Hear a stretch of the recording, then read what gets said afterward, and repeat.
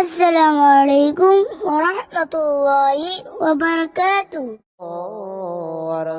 ورسوله أما بعد فأعوذ بالله من الشيطان الرجيم بسم الله الرحمن الرحيم فادخلي في عبادي وادخلي جنتي صدق الله العظيم وبلغنا رسوله النبي المتين المعين الكريم قال الله تعالى في شان حبيبي إن الله وملائكته يصلون على النبي يا أيها الذين آمنوا صلوا عليه وسلموا تسليما اللهم صل على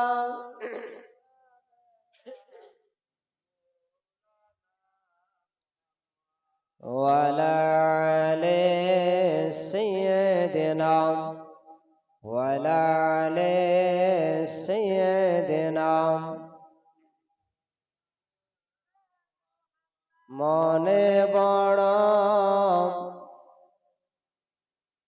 আশা ছিল যাব মদিনায় আমি মনে বড় আশা ছিল যাব মদিনায় সালাম আমি করিব গিয়ে নবীজির রওজায় মনে বড় আশা ছিল যাব মদিনায় আমার মনে বড় আশা ছিল যাব মদিনায় বলুন সুবহানাল্লাহ আরব সাগর পাড়ি দিব নাই কয় আমার তরি পাখির মতো নাই রে নাম ওড়ে দিব পাড়ি আরব সাগর পাড়ি দিব নাই কয় আমার তরি পাখির মতো নাই রে ডানাম ওড়ে দিব পাড়ি আমার আশায় আছে সম্বল নাই রে করি কি উপায় মনে বড় আশা ছিল যাব মদিনায় কত হাজি চলে গেল আমার সামনে দিয়া কেন্দে কেন্দে ডাকিলাম তবু কেউ চাইল না ফিরিয়া আমায় গরিব বলে হেলা করিল সঙ্গে নিল না মনে বড় আশা ছিল যাব মদিনায় মনে বড় আশা ছিল যাব মদিনায় কাফিলাতে কে যাও তুমি কে যাও ভাই তরি সঙ্গে নিয়ে যাও গো মরে আমি কৃপা করি আরে সঙ্গে যদি নালা মরে গিয়ে মদিনায় আমার নামের দুটি বাতি জ্বালাইও দরগায় মনে বড় আশা ছিল যাব মদিনায় আমি মনে বড় আশা ছিল যাব মদিনায় আল্লাহুম্মা সাল্লি আলা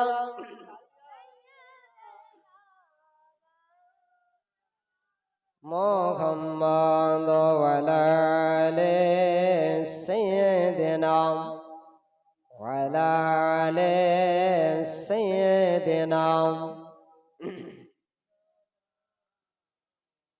মঞ্চে উপস্থিত অধ্যকার সভার সভাপতি দিক বেদিক থেকে আগত কর্তৃপক্ষদের মনোভূত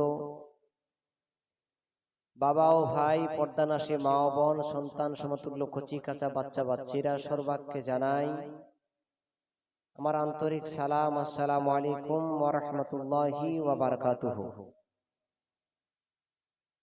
যাবতীয় প্রশংসা গুণভাজন গুণতারিফ সেই মহান স্রষ্টা রব্বুল আলামিনের দরবারে যিনি অক্ষয় অব্যয় নিরাকার নিরঞ্জন ওয়াহদাহু লা শরীক যিনি কোন শব্দ দিয়ে সাতবক আসমান জমিন কায়নাতকে সৃষ্টি করেছেন যিনি আমার আপনার জীবনের মালিক তথা সারা বিশ্বে যত মাখলুকাত আছে সমস্ত জীব জীবিকার মালিক সেই মহান স্রষ্টার একবার শুকরিয়া আদায় করি সকলে বলুন আলহামদুলিল্লাহ তারপরে পরে বিশ্ব রাসূল নূরের পুতুল আমিনার বেটা আব্দুল মুত্তালিবের পিতা জনাবে মুহাম্মদুর রাসূলুল্লাহ সাল্লাল্লাহু তাআলা আলাইহি ওয়াসাল্লামের প্রতি শতবার লক্ষ কোটি বার দরুদ ও সালাম অবতীর্ণ হোক বর্ষিত হোক নাজিল হোক সকলেই বলুন আল্লাহুম্মা আমিন বেরাদারানি ইসলাম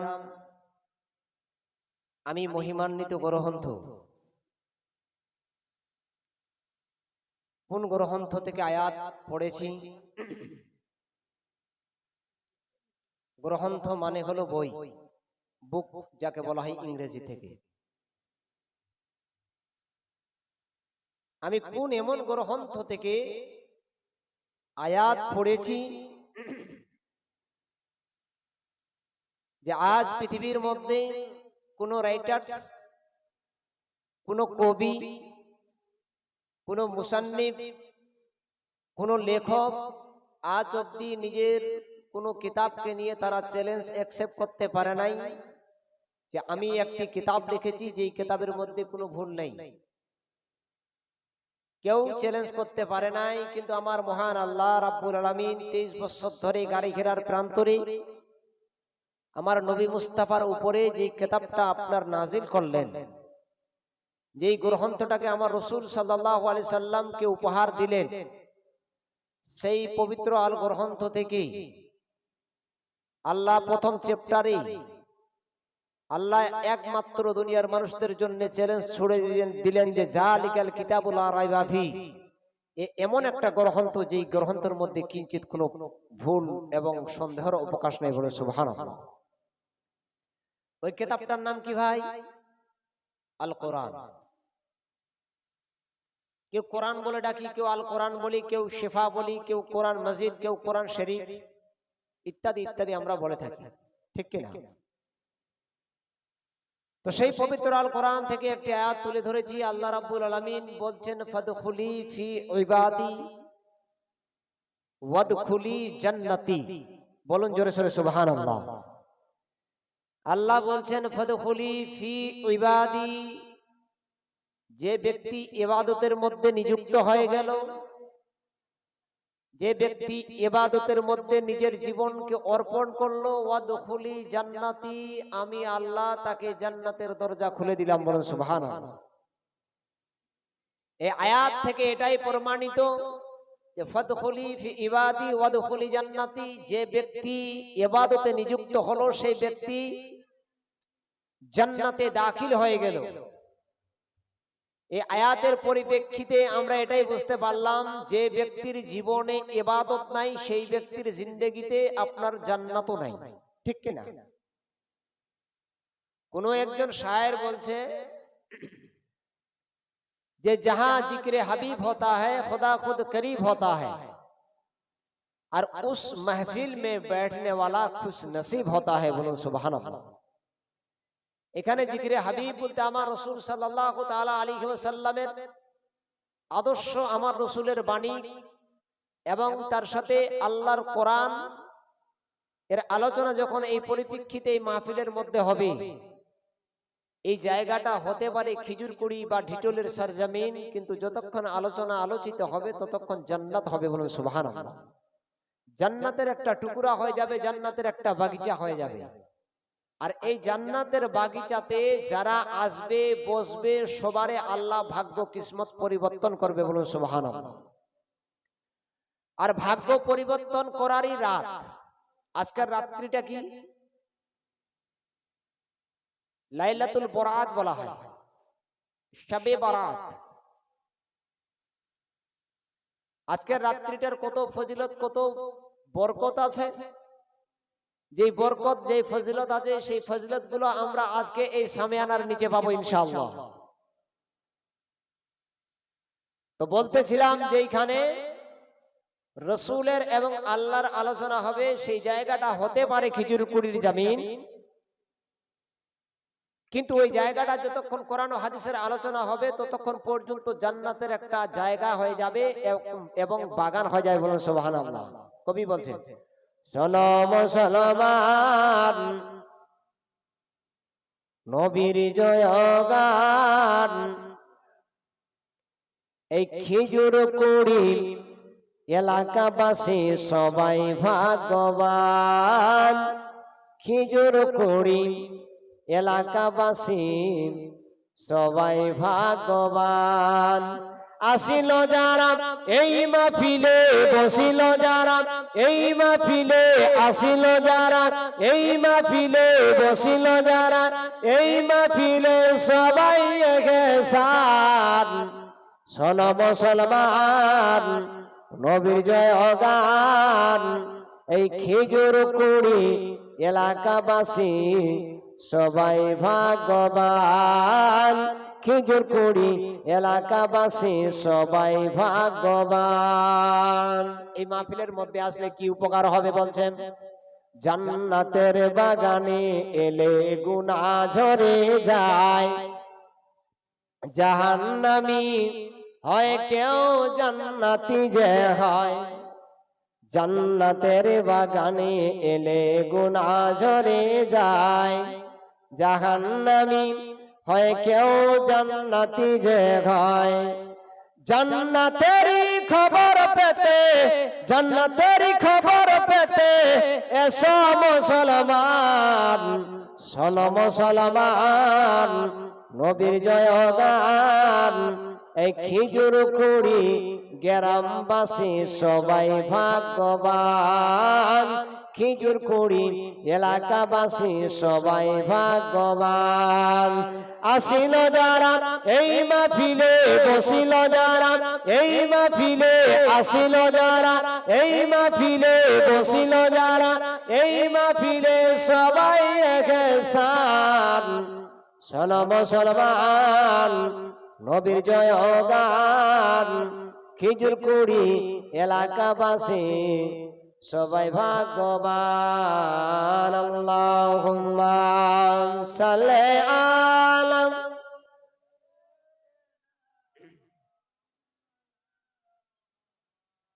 ওয়া আলা আলি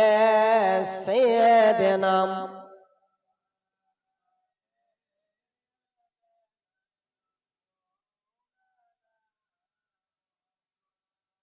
তাহলে ফাদখুলি ফি ইবাদি ওয়াদখুলি জান্নাতি, আল্লাহ বলছেন যে ব্যক্তি ইবাদতে নিযুক্ত হয়ে গেল, ওয়াদখুলি জান্নাতি, সে জান্নাতে দাখিল হয়ে গেল। এবার আল্লাহকে প্রশ্ন করব, রব্বুল আলামিন মাবুদ, তুমি বলে দিয়েছো আল কোরআনের মধ্যে যে ব্যক্তিরা আপনার ইবাদতের মধ্যে দাখিল হয়ে যাবে, ও রব্বুল আলামিন যারা ইবাদতের মধ্যে নিযুক্ত হয়ে যাবে সেই ব্যক্তিরা নাকি জান্নাত যাবে। আল্লাহ বলে, বান্দারা এমন অবশ্যই তোমরা যারা ইবাদতের মধ্যে দাখিল হয়ে যাবে, আমি আল্লাহ রাব্বুল আলামিন কাল কিয়ামতের দিনে তোমাদের জান্নাত উপহার দিব। আল্লাহ বলছে, বান্দা তুমি যদি ইবাদত করো, আমার বান্দেগি করো, তাহলে আমি তোমাকে জান্নাতে দাখিল করব। আচ্ছা বলুন তো ভাই, আজকে খিজুরকুড়ি মাদ্রাসাতে জালসা উদ্দেশ্য আছে কিনা? উদ্দেশ্য আছে। উদ্দেশ্যটা কি? উদ্দেশ্যটা হলো এটাই, যেখানে বাচ্চারা আসবে, ইলম হাসিল করবে, পড়বে, আলিমে দিন হবে। এই আলিমের চর্চা একের পর এক করতে করতে কিয়ামতের আগের দিন অবধি চলবে, ঠিক কিনা? এটাই একটা উদ্দেশ্য। ও খিজুরকুড়ির মানুষ, আপনার যদি একটা মাদ্রাসা করাতে এই উদ্দেশ্যটা থাকতে পারেন, এই মাদ্রাসার মধ্যে আমি এই মাদ্রাসা কায়েম করার কারণে যদি আপনার এই উদ্দেশ্যটা থাকতে পারেন, এই দুনিয়ার মধ্যে আমার মহান রব্বুল আলামিন প্রতিদিন সূর্য পূর্বে উঠায়, আবার প্রতিদিন আবার আল্লাহর হুকুমে পশ্চিমে সূর্য উঠবে। বলুন আল্লাহর কোনো উদ্দেশ্য আছে কি নাই? আল্লাহর উদ্দেশ্য নাই। এমনি এমনি আল্লাহর একটা উদ্দেশ্য আছে, এটাই আমার আল্লাহ রাব্বুল আলামিন বলে, বান্দারে ওয়া মা খালাকতুল জিন্না ওয়াল ইনসা ইল্লা লিয়াবুদুন, আমি মানুষকে এবং জিনকে শুধুমাত্র সৃষ্টি করেছি, তারা আমার ইবাদত করবে, তারা আমার বান্দেগি করবে। এটা হলো আল্লাহর উদ্দেশ্য। আজকে যদি দেখা যায়, একটু যদি আমরা মনোভাব দিয়ে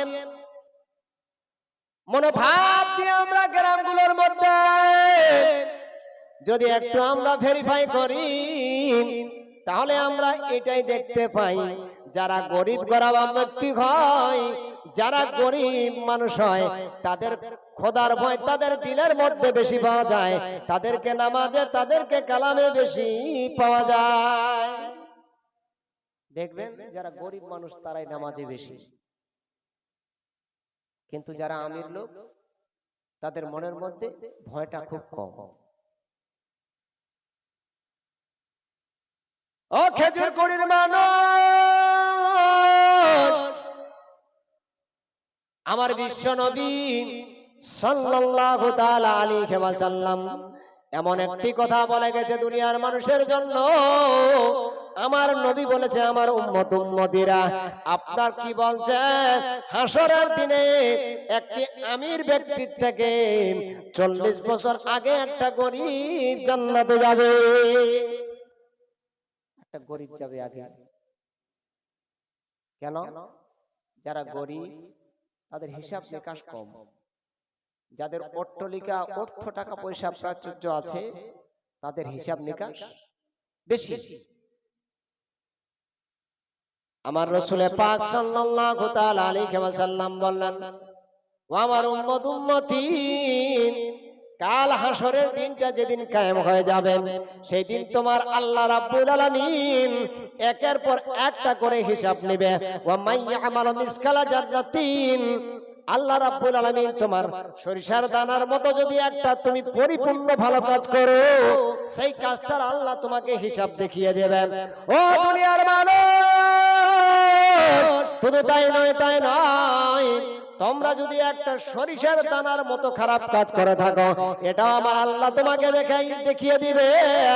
আমার রাসূলে পাক সাল্লাল্লাহু তাআলা আলাইহি ওয়াসাল্লাম দুনিয়ার মানুষকে জানিয়ে দিয়েছে, আমার উম্মতরা ওয়া আমার উম্মতি, কাল কিয়ামতের দিনে আল্লাহ রাব্বুল আলামিন তোমাদের এই প্রসঙ্গে জিজ্ঞাসা করবে। জিজ্ঞাসাবাদ হলো এটাই, আল্লাহ বলবে, বান্দারে তোমাকে দুনিয়ার মধ্যে আমি সৃষ্টি করেছিলাম, তোমাকে দুনিয়ার মধ্যে পাঠিয়েছিলাম, বান্দা বলো তুমি ইলম কতটা অর্জন করেছো? আল্লাহ জিজ্ঞাসা করবে, বান্দা তুমি কতটা ইলম অর্জন করেছো, কতটা তুমি শিক্ষা নিয়েছো? আচ্ছা বলুন তো, আমাদের প্রথম ফরজ কোনটা? প্রথম ফরজ নামাজ তো আমাদের ফরজ, কিন্তু প্রথম ফরজ হলো শিক্ষা অর্জন করা। কোন শিক্ষা অর্জন করা? বাংলা শিক্ষার কথা নয় বাবা, দ্বীনি শিক্ষা। যে শিক্ষা অর্জন করলে আমি গুনাহ থেকে বাঁচতে পারবো। আমার বিশ্ব নবী দুনিয়ার মানুষের জন্য একটা বার্তা দিয়েছেন, ও দুনিয়ার মানুষেরা, ও আমার উম্মতিরা, তোমাদের দ্বীনি শিক্ষা নেওয়ার জন্য যদি তোমাকে উতুলুবাল ইলমা লাউ কানা মিনাসিন, যদি তোমায় চীন দেশে যেতে হয়, ও আমার উম্মতিরা, তোমরা চীনের মধ্যে চলে যাও। এই জন্য তোমরা চীনে যাবে। যদি তোমরা চীনের মধ্যে যাও, তাহলে তোমরা আল্লাহ এবং রাসূলকে খুঁজে পাবে। শিক্ষা মানুষের মেরুদণ্ড। যার মধ্যে একটা মাদ্রাসার তালিবে ইলমকে আপনি জিজ্ঞাসা করবেন, একটা কাপড় সেলাই করা যে সুই বলি আমরা, সেই সুইটা যদি একটা তালিবে ইলমকে গিয়ে জিজ্ঞাসা করি, আর যদি বলি, ভাই আচ্ছা তালিবে ইলম বলো তো, যে এই সুইয়ের যে ছিদ্রটা, যেটাতে আমরা সুতা ভরে থাকি, ছিদ্রটা, এই ছিদ্রের মধ্যে আল্লাহ পৃথিবীটা ভরতে পাবে কিনা? তালেব ইলমটা বলবে যে অবশ্যই আল্লাহ পাবে। তালেব ইলমটা বেচার এটাই দিবে যে অবশ্যই আল্লাহ চাইলে এই সুইয়ের ছিদ্রতে পৃথিবী গোটা ভরতে পারে। কিন্তু একটা জেনারেল একটা ছেলে, বিয়ে পাশের একটা ছেলেকে যদি বলা যায়, ভাই এই সুইয়ের যে ছিদ্রটা, এর মধ্যে পৃথিবীটাকে আল্লাহ ঢুকাতে পারবে, তো ও বলবে সন্দেহ আছে, বলবে না? ও বলবে সন্দেহ আছে। আরে এই পৃথিবীটা এত বড়, এই পৃথিবীটা এই সুইয়ের ছিদ্রের মধ্যে আপনার প্রবেশ করা যাবে না। তাহলে বোঝা গেল যে এই শিক্ষাটার মান মর্যাদাটা কতটা। ও খিজুর কুড়ির মানুষ, আমার গৌসে আজমের কাছে একজন ব্যক্তি আপনার শয়তানের রূপ ধারণ করেন। ইবলিস শয়তান আপনার একটা মোল্লা ব্যক্তিকে রাস্তার মধ্যে দেখতে পেয়েছে। তাকে জিজ্ঞাসা করে, ওগো আমার মুন্সি সাহেব, ও মোল্লা সাহেব, আপনার একটা বিষয় জানতে চাই। প্রসঙ্গটা হলো এটাই যে আমার আল্লাহ রাব্বুল আলামিন আপনার কি বলছে, আপনার এই কাপড় সেলাই করার যে সুই একটা ছিদ্র আছে, এই সুইয়ের মধ্যে পৃথিবীটা ভরাতে পারবে কি পারবে না? এই ব্যাপারে আপনার সঙ্গে আমি কিছু পরামর্শ চাই, এই সম্পর্কে জানতে চাই। তো একটা সাধারণ মুন্সি ব্যক্তি, উনি আর কি কতটা ইলম আছে, ওনার কাছে শয়তান এসে বলছে, বেটা বলো। তো ওই মুন্সি সাহেব, মোল্লা সাহেব বলছে, না এটা কোনোদিন সম্ভব নয়। আল্লাহ এত বড় সাম্রাজ্য, এত বড় পৃথিবীটা এই সুইয়ের ছিদ্রের মধ্যে প্রবেশ করাতে পারে, এটা কোনোদিন শয়তান নয়, কোনোদিন সম্ভব নয়। যেমনি এরকম কথাটা বলা, ইবলিস শয়তান হাত তালি দিয়ে বেরিয়ে গেল, বেটা তোমার ঈমানটা আমি নষ্ট করে দিলাম। আল্লাহর অশেষ ক্ষমতা, আল্লাহর অশেষ ক্ষমতা। আমার গৌসে আজম যখন মাগরিবের নামাজ পড়ার জন্য আপনার তড়িহড়ি করে হাতের কলার জড়িয়ে উজু করবে, ইবলিস শয়তান গিয়ে দাঁড়িয়ে গেছে, হুজুর আপসে এক মাসলা পুছনা হয়, আপনাকে একটা প্রশ্ন জিজ্ঞাসা করতে চাই। আমার গৌসে আজম বলছে, বলো কি বলতে চাও? ওই ইবলিস শয়তান বলছে, হুজুর প্রসঙ্গটা হলো এটাই যে আমার আল্লাহ রাব্বুল আলামিন এই সারা সাম্রাজ্য পৃথিবীটাও এই সুইয়ের ছিদ্রের মধ্যে প্রবেশ করাতে পারবে কি পারবে না, এই প্রসঙ্গটা, এই প্রশ্নটা কয়েকদিন ধরে আমার মাথার মধ্যে এসেছে। আমি চিন্তা করতে পারি না, আমি ভেবে উঠতে পারি না। এই ফয়সালাটা আমার কাছে, আপনার কাছে জানতে চাই। গৌসে আজম বড় পীর আব্দুল কাদের জিলানী, উনি কি ঠাট্টাকানি ব্যক্তি বাবা? উনার আব্বা একটা আপেল খাওয়ার জন্য 12 বছর, একটা উনার আব্বা আবু সালে মুসা বড় পীর আব্দুল কাদের জিলানীর পিতা একটা ভেসে যাওয়া নদীতে আপেল খাওয়ার কারণে 12 বছর জঙ্গলে আপনার পারওয়ারিশ করেছে, একটি বাগানকে 12 বছর দেখার জন্য গোলামি করেছে। কেন? এই জন্য একটা আপেল খেয়েছি, আপেলটা খেয়েছি আমি না বলে, এর কারণে যদি হাসরের দিন মাথাটা নিচু হয়ে যায়, ক্ষমা চাইতে গিয়ে বাগানের মালিক বলেছিল যে তোমাকে আমি ক্ষমা করতে পারি, শর্ত হলে এটাই যে 12 বছর তোমাকে এই বাগানটা দেখাশোনা করতে হবে। তাহলে এটা আমরা বুঝতে পারলাম যে আবু সালে মুসা জঙ্গি যদি তার আখলাক চরিত্র এরকম হয়, একটা আপেল খাবার জন্য যদি আপনার 12 বছর গোলামি করতে হয়, খেজুর গুড়ির মানুষ বলুন তো, উনার আরশ থেকে যেই বাচ্চাটা দুনিয়ার মধ্যে আসবে, ভূমিষ্ঠ লাভ করবে, সেই ছেলেটার চরিত্র ভালো হবে কি খারাপ হবে আপনারাই বলুন।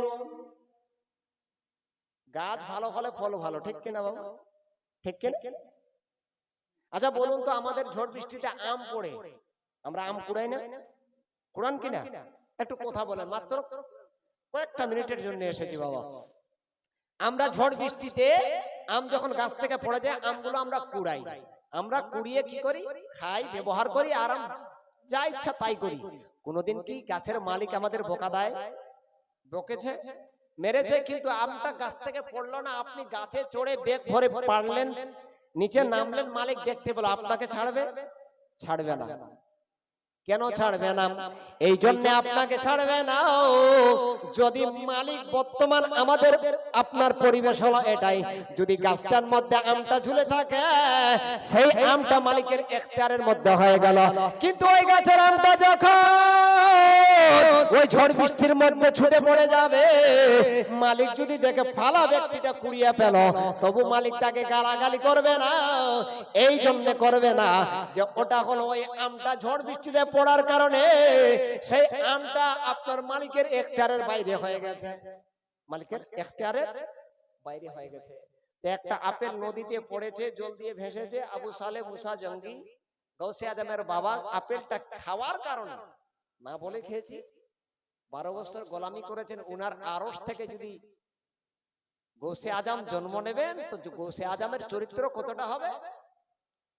আমার গৌসে আজম বলছো শয়তান, এই নামার দূত, এই ইবলিস, তুমি এই কাপড় সেলাই করা সুস্তা সুইটা নিয়ে এসেছো, আমার কাছে প্রশ্ন জেগেছো এটাই যে আল্লাহ এই পৃথিবীটা এই ছিদ্রের মধ্যে প্রবেশ করতে পারবে কি পারবে না? এই ইবলিস শয়তান, আমি গৌসে আজম তোমাকে বলে দিলাম, আমার আল্লাহ যদি চায় একটা পৃথিবী নয়, এরকম 7টা পৃথিবীকে যদি আল্লাহ জোড়া লাগিয়ে দেয়, এরকম 7টা পৃথিবীকে একসঙ্গে চাইলে আমার আল্লাহ এই সূচের মধ্যে ঢোকাতে পারে। দেখুন ইলম কাকে বলে? কাকে বলে? আল্লাহর উপর ভরসা কতটা? তো ইবলিস শয়তান আমাদের ঈমান নষ্ট করার জন্য সব সময়ের জন্য রেডি আছে। আর সব থেকে বড় বিষয় হলো এটাই যে গরিবের মধ্যে যে ভয়টা থাকে আল্লাহর, আমিরদের মধ্যে ততটা থাকে না, কম থাকে।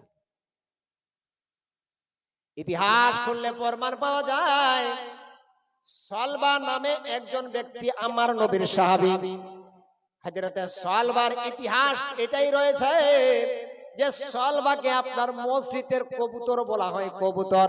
যে সালবা আমার নবীর সাহাবী, মসজিদ দেখাশোনা করে, সময় সূত্র অনুযায়ী প্রয়োজন হলে ঝাড়ু দিয়ে দিত। মসজিদ ঝাড়ু পোঁছা দেওয়ার পরে যদি কোনোদিন মসজিদের আপনার মুয়াজ্জিন অনুপস্থিত থাকতো, ওই সলমা আজান দেওয়ার কাজটা করত। কিন্তু আমার বিশ্ব নবী সাল্লাল্লাহু তাআলা আলাইহি ওয়াসাল্লাম যখন আপনার মসজিদে নববীর মধ্যে আমার নবী ডিক্লারেশন দিলেন যে আমার দুনিয়ার মানুষেরা, আমার উম্মত উম্মতিরা, ও আমার সাহাবীরা, আল্লাহর বাণী কোরআন আমার কাছে এসেছে। আল্লাহ রাব্বুল আলামিন বলেছেন ওয়াকিমুস সালাত, তোমরা নামাজ কায়েম করো। এই যখন কথাটা বলা, আমার নবীর সাহাবীরা সবাই নামাজের মধ্যে আসতো। কিন্তু হঠাৎ করে এইভাবে আসা যাওয়া করতে করতে হযরতে সলবার মনের মধ্যে একটা প্রসঙ্গে জেগে গেল, হায়রে দুনিয়া, হায়রে জামানা।